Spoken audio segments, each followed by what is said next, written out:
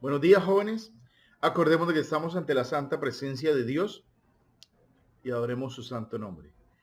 Los voy a invitar para que en este momento de clase iniciemos colocando en manos del Señor la oportunidad que tenemos el día de hoy de vivir, la oportunidad que tenemos de compartir con nuestras familias, de que en nuestro hogar reine la paz, la salud, la tranquilidad.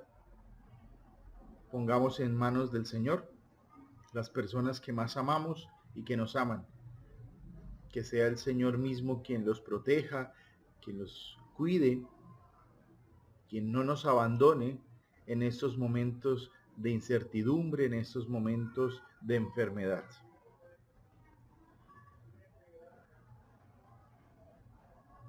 Pongamos también en manos de Dios aquellas personas que están pasando por un momento difícil, ya sea económico, ya sea de salud, ya sea espiritual, que sea Él también la respuesta, que los llene de paciencia y que les dé la sabiduría y el entendimiento suficiente para dar solución a esos inconvenientes por los que están pasando o soportar con paciencia estas vicisitudes.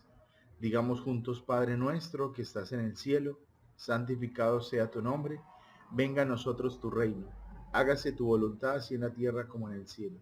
Danos hoy nuestro pan de cada día, perdona nuestras ofensas, como también nosotros perdonamos a los que nos ofenden. No nos dejes caer en tentación y líbranos del mal. Amén. San Juan Bautista de la Salle, ruega por nosotros. Viva Jesús en nuestros corazones, por siempre. Hola jóvenes, sean bienvenidos a la formación de actitudes de la conducta humana y a una clase más. ¿Qué entiendes cuando alguien te dice que debes de cambiar de actitud?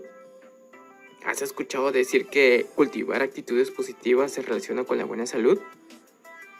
¿Qué crees que significa tener una buena actitud? La conducta social resultaría inexplicable sin este concepto, que ha recibido diversas interpretaciones en la moderna psicología. Las actitudes tienen una enorme importancia social. No solamente se refieren a un individuo, sino que son compartidas por amplios sectores de la población. Para entender el concepto de actitud, estudiaremos su definición. Las actitudes son formas de responder o adoptar una u otra postura frente a una idea. Algunos autores definen la actitud como la predisposición constante y adquirida a reaccionar de un modo determinado en una situación específica. Para Whitaker, las actitudes tienen las siguientes características. Son aprendidas, se forman a partir de una serie de experiencias, son relativamente estables, permanecen de una manera bastante fuerte en el individuo que las ha adquirido, implica una relación sujeto-objeto.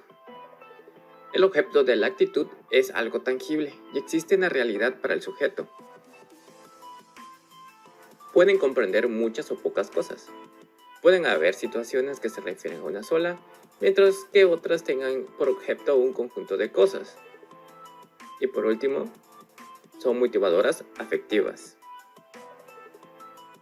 Ok, podemos decir entonces que, en términos generales, una actitud es una predisposición a responder una determinada forma con reacciones favorables o desfavorables hacia algo.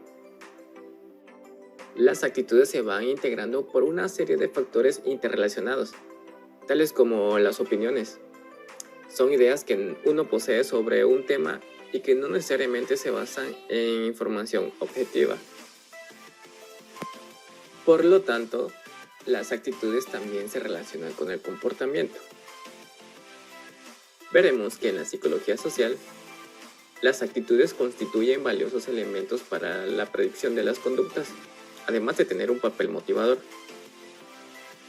Por lo tanto, es posible encontrar en las actitudes diferentes tipos de componentes, tanto cognitivos como afectivos y conductuales. A esta altura es necesario precisar otros elementos definitorios de las actitudes para no confundirlas con otros conceptos como motivos, y tendencias. Se define como algo más lejano de lo que son las tendencias y más próximo a las creencias, que guían la acción reforzando la orientación hacia una meta. También son menos específicas que un motivo, ya que no se refiere a un estado tendencial actualmente existente, sino solo a la posibilidad de que éste pueda provocarse frente a determinadas circunstancias.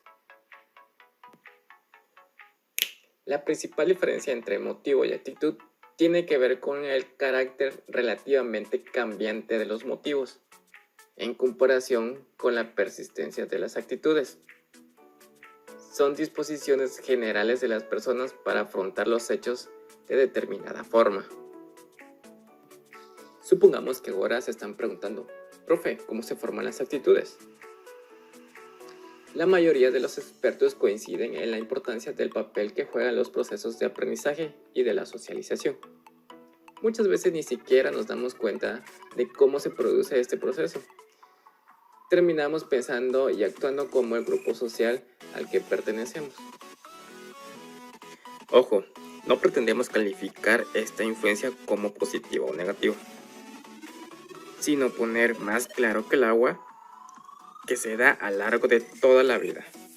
Además, nuestras actitudes no son tan simples, sino que integran una serie de componentes aprendidos que las vuelven aún más complejas.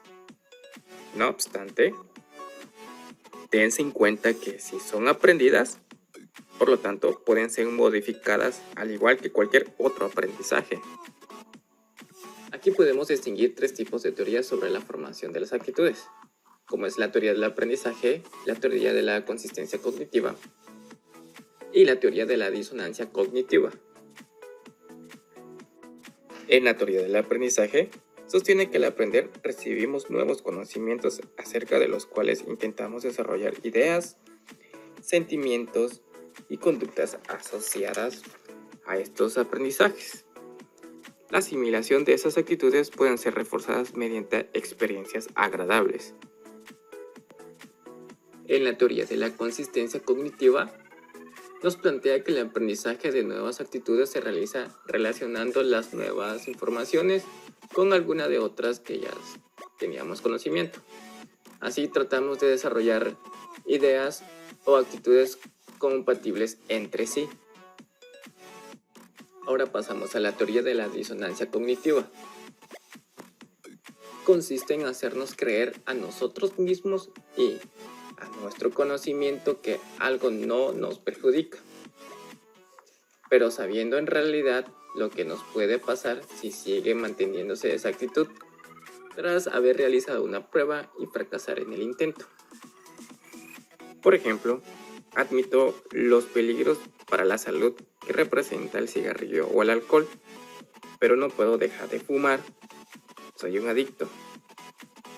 Esto nos puede provocar un conflicto, porque tomamos dos actitudes incompatibles entre sí, que intentamos evitar de manera refleja. Esto nos impulsa a construir nuevas actitudes o cambiar las ya existentes. Y estas tres teorías nos lleva a estudiar los tres tipos de componentes en las actitudes, que son el componente afectivo, el componente cognoscitivo y el componente conductual. Vamos al componente afectivo. Esto es lo que tú sientes. Es el componente característico de las actitudes. Son las sensaciones y los sentimientos que los objetos, ya sean sociales o concretos, producen en el sujeto, los cuales pueden ser positivos o negativos.